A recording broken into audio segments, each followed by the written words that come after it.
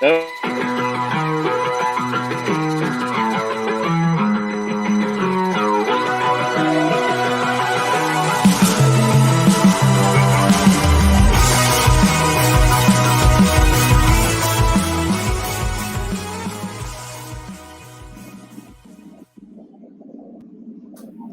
afternoon once again, and welcome everybody to At the Book, a special Friday edition live from Las Vegas outside the NFL draft. We are here at Caesars Palace, myself and Jim Derry. Devin Jackson, our producer, is back in New Orleans. We are talking all things Saints NFL draft, maybe a small Pelicans recap on this special Friday edition. The second round of the NFL draft begins in just about 2 hours, actually. 4 o'clock out here in Vegas, 6 o'clock New Orleans time. And our special NFL draft show is brought to you by Tulane Doctors. Innovative research, inspired patient care.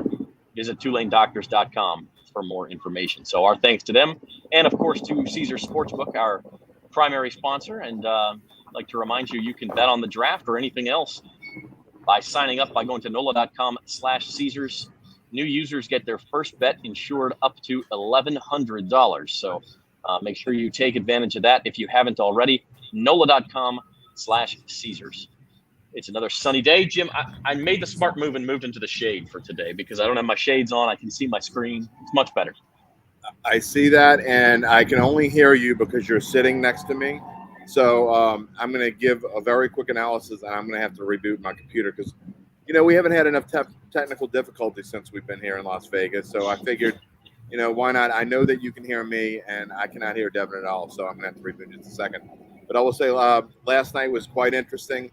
I think the kind of the coolest part, maybe not if you're a Pelicans fan, I guess, but the coolest part was being in there. And when we finally decided that we were going to leave the draft area because we couldn't get a good enough Wi-Fi signal, we get to Caesars Sportsbook, and then we decide to do the second pick from there.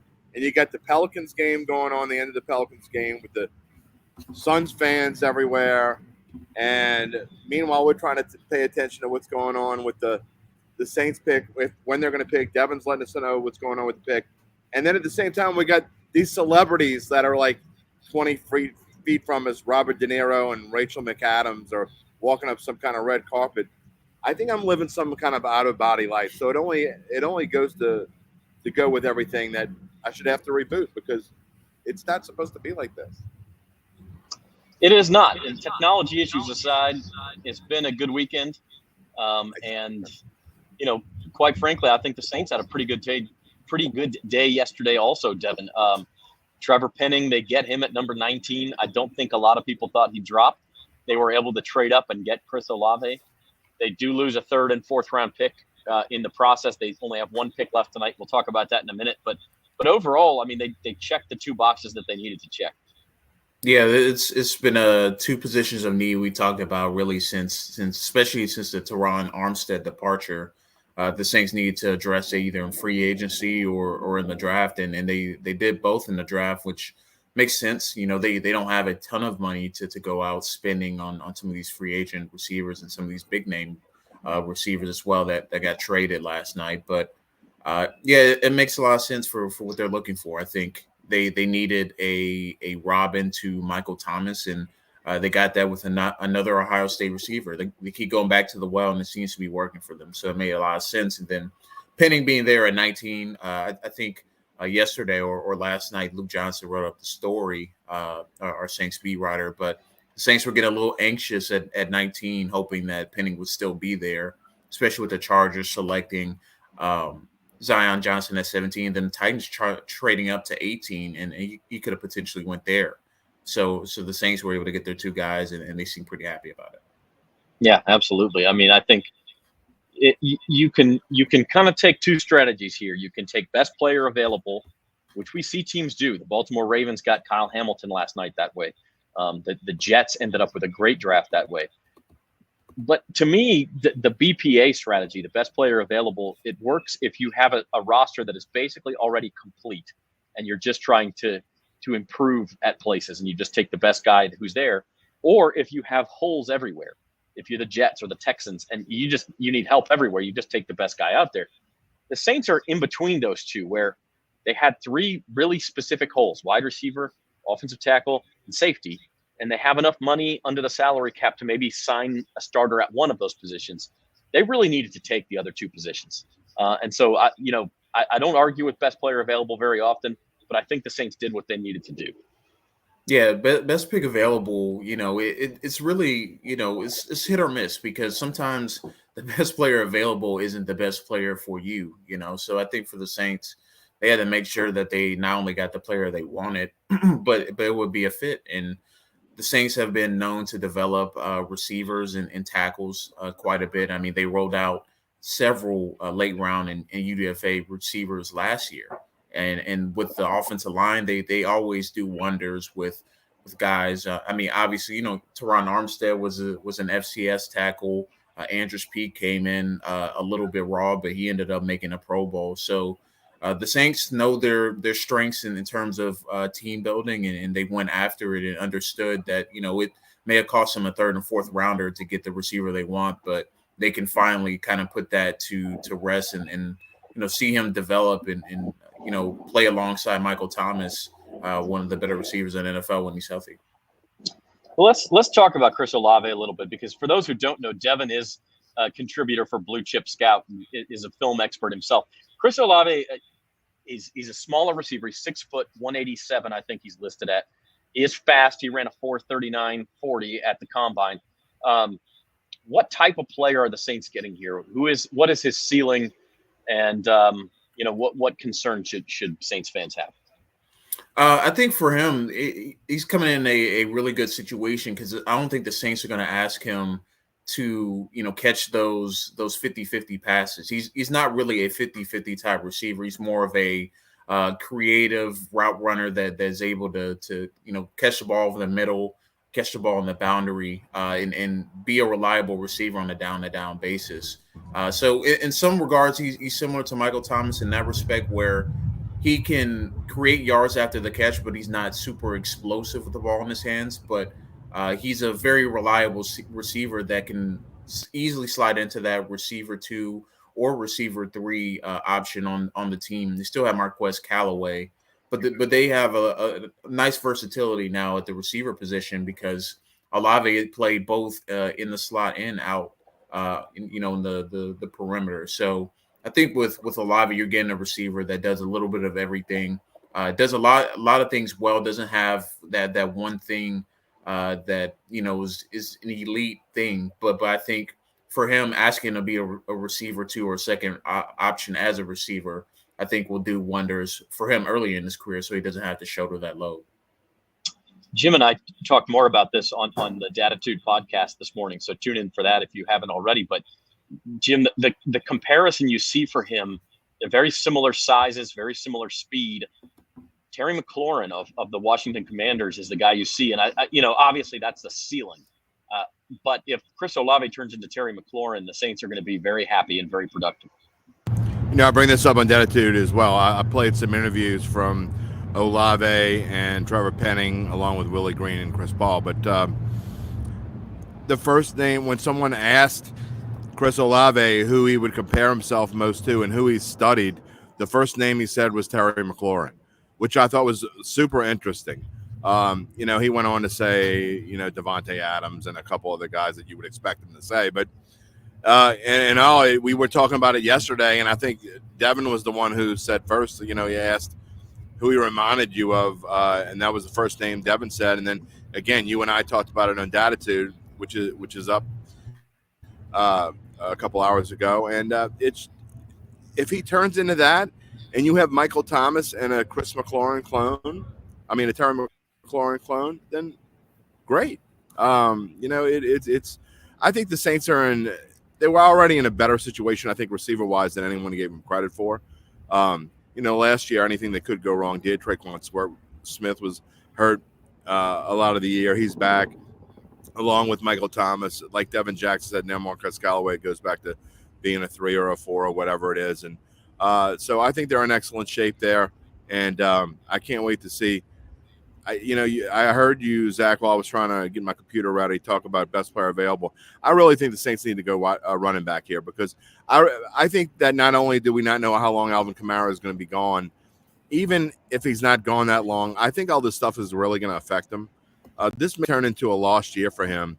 And not only that, he's getting up in age as far as running backs go. When running backs hit 30, they start seeing decline for the most part. And he's 29 this year, I think. So I think the Saints really need to get a running back. Besides that, you have Mark Ingram, who's just about done. And I think that is probably their most pressing need. You can say safety. I understand that, but I think quietly behind the scenes, I think running backs, they're really their most pressing need at the moment.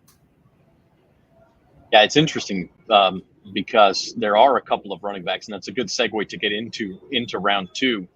There are a couple of running backs available, and would bring up, this is NFL Network Daniel Jeremiah's best available on day two in order. And so the top of this list is a couple of guys who, quite frankly, it was a surprise they didn't go last night. Nakobe Dean, the Georgia linebacker, Malik Willis, the Liberty quarterback, probably going to go ahead and go early before the Saints pick at 49. That's the 17th pick of the day, by the way, is number 49. So probably a lot of these guys will be gone, but you do see two running backs there. Breece Hall of Iowa State, Kenneth Walker III of Michigan State. So it's possible one of those guys falls to 49. Yeah, I mean, not everyone's going to go, on day two of the draft, or early in the second round. So for the Saints, I think maybe a Breece Hall probably goes off the board first, or Kenneth Walker. I think one of those two probably go in the 30s, but there's a good chance that they slip to the 40s or 50s. And for the Saints, that'll be a really good situation. So we'll see what happens in terms of that. But there's going to be plenty of talent at 49. The Saints are in a good spot in the second round because there's a good chance that there's running back, safety of choice, or whoever they want is going to be there, and they won't have to trade up like they did yesterday. Jim, how much credence do you put in, this is sort of similar to best player available argument. People will say, they're two first-round picks were offensive players. They need to go get a defensive guy, especially because Dennis Allen is a defensive coach. No. Oh, you're muted. Yeah. Now you're good. None. I don't put any credence in that. I think that I think the whole best player available mentality is a bunch of BS anyway. Even the best teams in the league have needs. And this team has needs. And so I've never been one, unless it's like some supreme talent that slips, we don't know why he slipped as far as he did. And, you look at the Packers with Aaron Rodgers back in the Brett Favre days. I don't think they intended to take Aaron Rodgers, just had to slip to like pick number 20 or whatever. You look at Randy Moss, that the Vikings, lucked out at, I guess. And Randy Moss goes, I think 18 or 19, somewhere along those lines. I don't believe in best player available. I think unless, I think you need to go for what your needs are. And you need, especially a guy that can contribute right away. And I think that's running back. And so unless one of those guys is gone, and I think Kenneth Walker, there's a chance he's still there. And I think he would be a perfect fit for this team. Or, you and I were talking last night coming back from the draft or eating dinner or whenever it was. Everything meshes into one now. But, maybe the Saints make a move. And if there's somebody they like, maybe they move up again. We've seen them move up twice in the same draft before. So that's not out of the realm of the possibility. Mickey Loomis loves making trades during draft time. I think it's like he looks at it as like a game almost. And so it wouldn't surprise me at all if the Saints traded up with someone, moved up 10 or 12 spots, and got one of the running backs they want. Well, I mean, yeah, it was just 2 years ago. Devin and I were talking about this just before we went on the air. As it's Poppy 504. How you doing? Who dat? Look, Zach Vaughn, they wanted him. They didn't have a pick where they could get him. They traded every other pick they had in that 2020 draft to go up and get it. That's who they wanted. Mickey Loomis, Jeff Ireland, they will do that if they have a guy they want. And so if Breece Hall is that guy, they'll package 49 with 161 and whatever other picks they have left to go get him at 41 or whatever the case might be. they're not afraid to do that, and they know they trust their scouting enough to where they'll fill in the margins for training camp bodies with undrafted free agents. They're not too worried about those 6th and 7th round picks. It's just easier, Zach, to get. I think it's easier to get a safety right now in free agency. Not necessarily every year, but I think this year it's easier to get a safety in free agency than it's going to be to get a running back. And really, at this point in time, like I said, if I thought Alvin Kamara was going to come back and only miss 4 games and he'd be fine and it's all over and everything's fine, then I'd say maybe not. You get a free agent and running back that's just going to tie you over. But I'm talking about getting a running back that's going to be with this franchise for 7-8 years and be a big part of this team, not somebody that's just going to be a fill-in. That's kind of what they need right now. So that's why I'm suggesting they go running back now. Yeah, and it absolutely could be. We'll talk at the end of the show. We'll make our predictions for what the Saints do, but let's take a look at sort of the draft as a whole right now. Here are some draft position over-unders. A lot of it are off the board at Caesars now, Caesars Sportsbook, but you can still bet some of these over-unders. And the interesting one to me, and I put it in best bets today, look at Logan Hall at the top of that list, 33.5. I mean, the first pick today is 33. So they're basically saying the under there, the under is the first number listed. That means they think he'll go sooner than 33.5. There is a much better than 50-50 chance that the Tampa Bay Buccaneers take Logan Hall to begin day 2. If yesterday taught us anything, Jim, it's that you gotta follow where the odds are leading you. Yeah, if I could bet on my phone right now, which I can't because we're in Nevada and it won't let us, I would 100% go put $160 down on Logan Hall being the first pick today. Because, again, we found out yesterday they know something we don't know. Somebody on the inside, somebody in the Bucs team has told them they know. So that's, yeah, I'd definitely go bet that if I could. Secondly, all the stuff we talked about running back, one thing that would not shock me at all is if the Saints like a Matt Corral or someone along those lines and decide to take a quarterback at that. That's the only spot I could see them taking a quarterback is if they feel like Matt Corral could be a franchise-changing quarterback. You could let him come and learn under Jameis Winston for a couple years, and I don't think he would start right away. You wouldn't need him to start right away. You come and learn under Jameis Winston and Andy Dalton, this veteran group of quarterbacks. And so, Devin and I both predicted they wouldn't draft a quarterback, and I still don't think they will, but it would not surprise me at all if Matt Corral, again, I think that's the only quarterback. That's just my opinion. I think that's the only quarterback the Saints would be interested in and could bring him in there.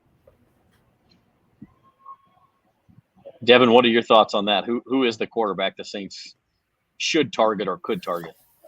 Yeah, this one's a tough one because I feel like, they might have their pick of the litter at 49 in terms of who's there. So me personally, depending on the route they're going, I would say I would kind of lean towards Desmond Ridder if they do take a quarterback.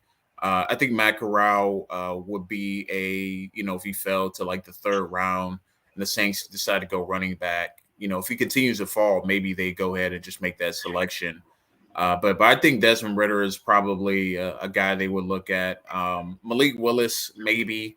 I don't know where he goes.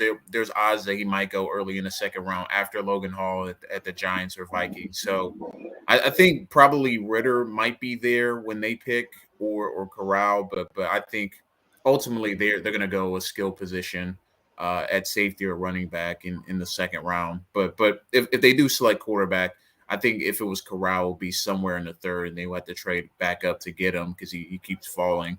But if they're both there, I would assume Ridder might be the pick over Corral. Yeah, it's interesting because Malik Willis, if you look at those odds, is the only guy who the odds say is going to be off the board by 49. In fact, he's not even listed anymore. He's going to go early in the 2nd round. But Matt Corral, 58.5, Sam Howell, 59.5. Desmond Ridder wasn't listed, but he may be gone by 49, but he may also still be there. I don't know. It is interesting. I will say this too, Zach. Let me add real quick that I think that Desmond Ridder also is a fit for this team. So I like Matt Corral because I think he's dynamic enough to come in and kind of be a different kind of quarterback, one that can do things that other guys can't do. But at the same time, Desmond Ridder maybe fits the Saints system a little bit better as a pocket passer, a guy that to me is a cerebral kind of quarterback. Is a guy that in this level could be super accurate. So I think Desmond Ridder certainly fits the Saints profile, and it wouldn't surprise me if they took him either. So I'll add him to my list of two quarterbacks potentially. Again, I still don't think they're going to do that. I don't think they're going to draft a quarterback at all. But if they were, this would be the time to do it, because really there's a huge gap between the top 4 quarterbacks. It's not like a lot of drafts where, there might be 10 quarterbacks in there kind of sprinkled through, or 12 quarterbacks that can make it. I think this year there are like those 4 quarterbacks that we talk about, and then there's a huge drop off, and no one else is NFL ready. Yeah, I just feel like a quarterback pick is a little bit of a waste, even at this point. We'll see. I mean, unless they really like a guy. But by the way, in the safety discussion, it's Poppy says definitely sign Tyrann Mathieu. There does happen to be a guy who's a New Orleans native who says he wants to come back, who's been an All-Pro. I mean, there is a ready-made solution at safety if they want to use the cap space to do that.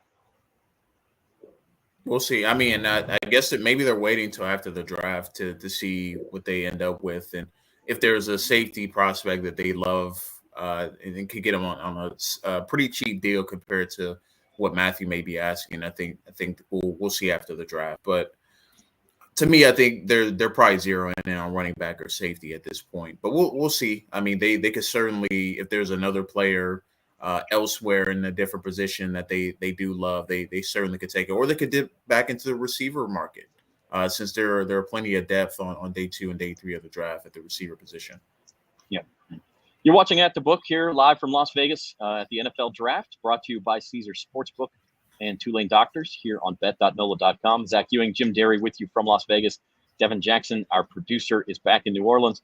Let's spend just a couple minutes on the Pelicans, guys, before we get going here.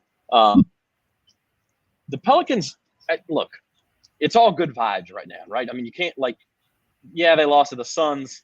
They won a couple of games in the series. They did better than anybody could have expected them to do. They're going to get Zion Williamson back next year.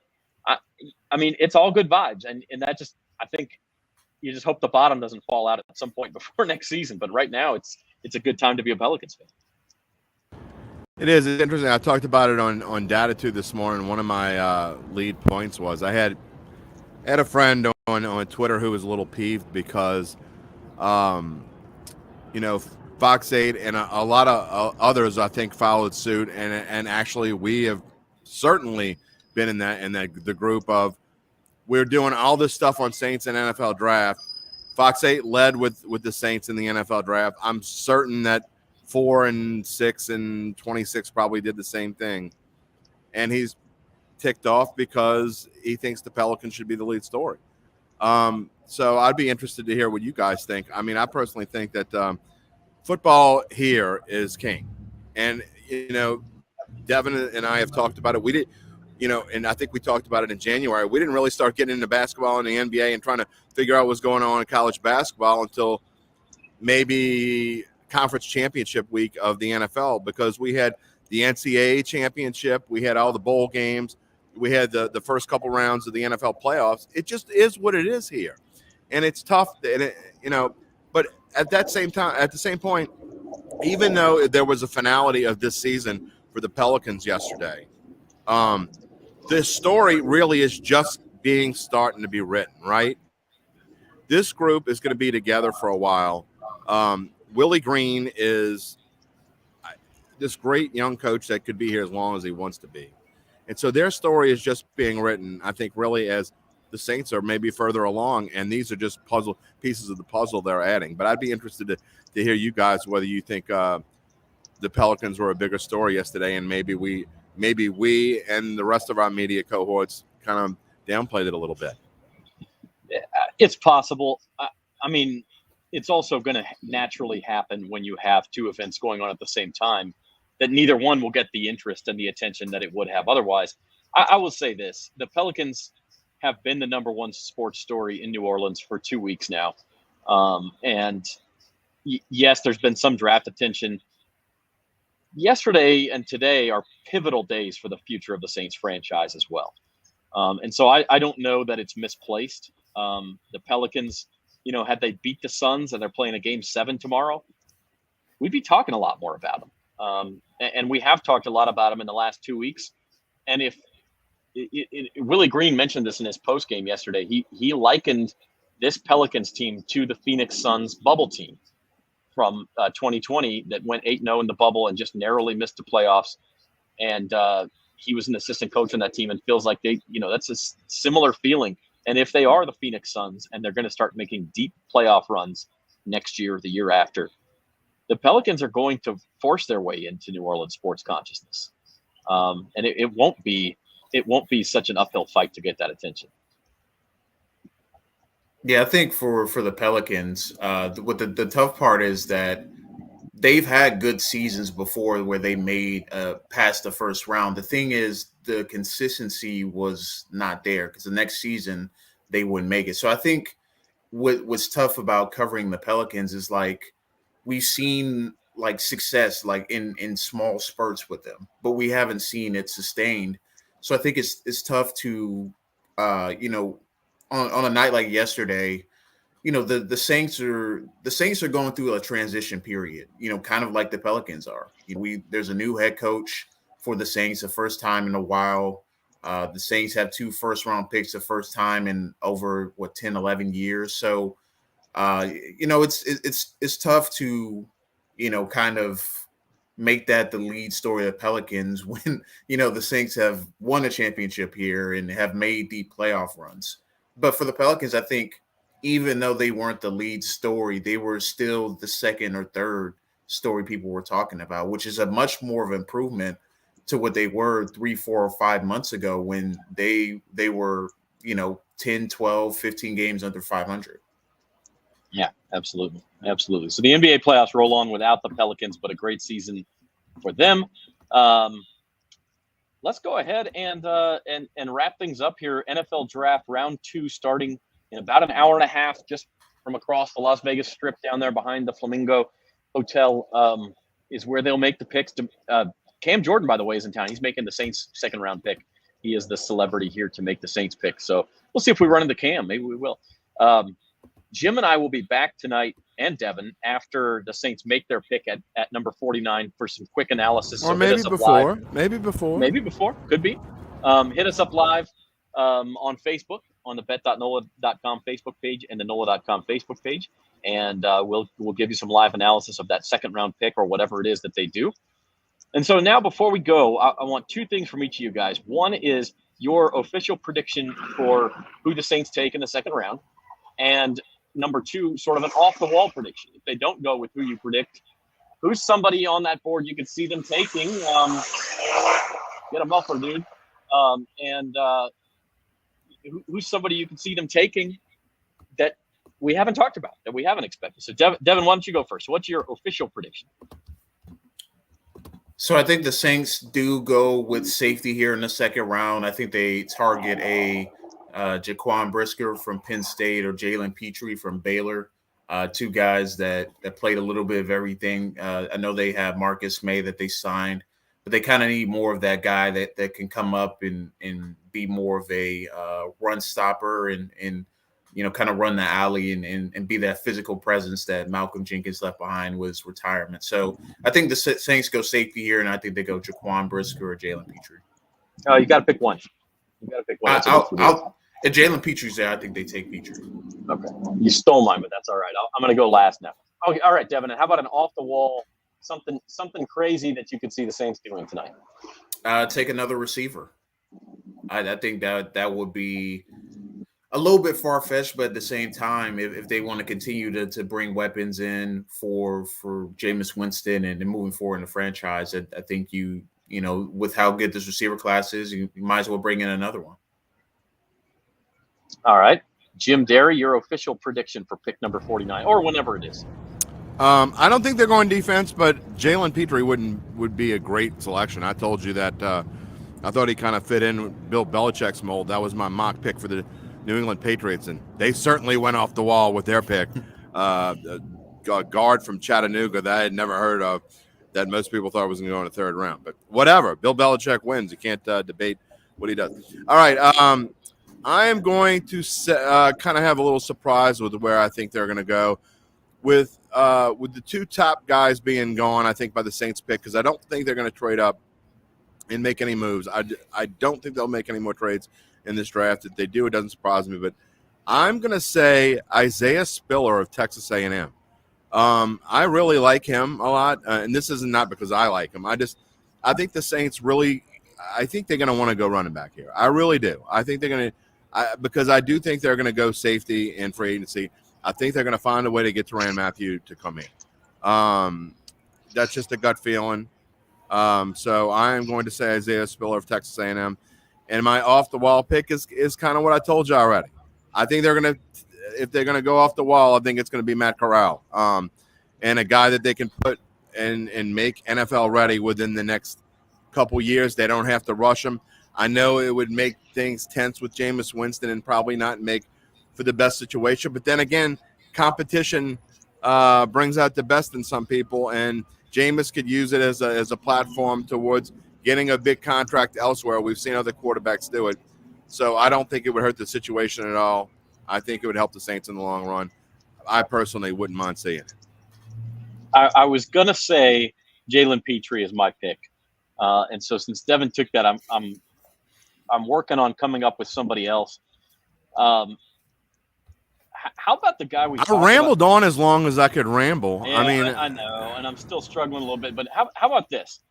What about Bernard Raymond? We talked about him. He's a German offensive tackle from Central Michigan. Could they double up on offensive tackles? Absolutely.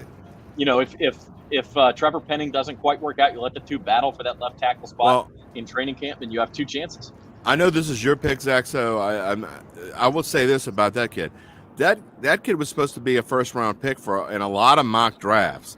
I bet on him to be under 38.5, which is his line it was in his line in Caesars. If they can find a way to pull that off, I think that would be a fantastic move. And I know some people would have a problem with taking two tackles, but you can never have as we saw last year and many other years, you can never have enough depth on the offensive line, especially quality depth. Now that they lost Will Clapp as well. And Raymond is one of these guys too, who's a big, strong body, and you could potentially coach him into a guard as well. And so it's just offensive line depth, and I like that pick. And so I'll say that. And for my off the wall prediction, this is truly off the wall. So we had a Baton Rouge native go number 3 yesterday in Derek Stingley. We haven't talked about that. Congratulations to the Stingley family. Number 3 pick to the Houston Texans. You can argue whether it was the best fit for the Texans. It's a great fit for Stingley. He's going to get number 1 receivers lined up across from him all season long, see what he can do. But how about another Baton Rouge native to the Saints at number 49? How about Christian Harris of Alabama? He's a middle linebacker. Demario Davis is obviously entrenched at that position, but he's getting a little longer in the tooth. Maybe you bring in an understudy, some depth at linebacker. How about Christian Harris? Oh, Tide. That's right. Yeah, I think Christian Harris is he'll be a really good pick. I think he's probably not gonna play right away. I think he can improve a little bit with his eyes, but can't rule that out. I know the Saints have dipped into the linebacker pool quite a bit over the last couple of years, but you can never have too many linebackers either. Zach Bond hasn't really panned out the way they thought, so maybe they're looking for his replacement. Yeah, it is off the wall, but that was the assignment, so we'll see. So I'd keep an eye on Jalen Petrie, the 2 running backs, Breece Hall, Kenneth Walker. If they start falling into the 40s, maybe the Saints make a move there. Could it be John Mechie, another receiver? Could it be Bernard Raymond, another tackle? I think all those things are possibilities. The longer the draft goes on, the harder it is to predict, right? Yeah, you just never know who's going to trade up and get these players. Yesterday was a perfect example. I mean, there were teams trading up that you would have never expected because there were guys there that you wouldn't have expected to be there. So the Jets are a perfect example. They had 2 first-round picks in the top 10 and then got up and got Jermaine Johnson when he fell to 26, I should say. Who'd have thunk that the Jets might end up having the best draft? When's the last time you said the Jets had the best anything? Yeah, it's been a long time, man. But the Jets and Giants both killed it yesterday. We'll see if that keeps up. I mean, the only thing they've ever had is the best butt fumble. They had the best team in 1969. Not really. Joe Namath just got really super lucky. But man. I guess were you were there, 16-point so you would know. underdogs. Yeah. Well, I was born. I was one. I was probably watching it on my dad's lap. All right. Okay. Well, this has been At the Book from the NFL Draft. We're happy y'all could join us this weekend. We're happy to be here in Las Vegas, and we will wrap it up with some live videos tonight. Just a reminder, we're brought to you this weekend by Tulane Doctors, innovative research, inspired patient care. Visit TulaneDoctors.com for more information. We encourage you to do that and support our sponsors. And Caesars Sportsbook, of course. Check out NOLA.com/Caesars. If you'd like to get in on the action, you can play some NFL draft bets tonight, NBA playoff bets, of course, baseball season in full swing. And we'll be with you every step of the way. Starting tonight, a live video around the time the Saints pick. We'll probably start it just before they pick, or if they trade up like they did last night, we'll scramble and get it up as soon as we can. So for Devin Jackson and Jim Derry, I'm Zach Ewing. This has been At the Book, everybody.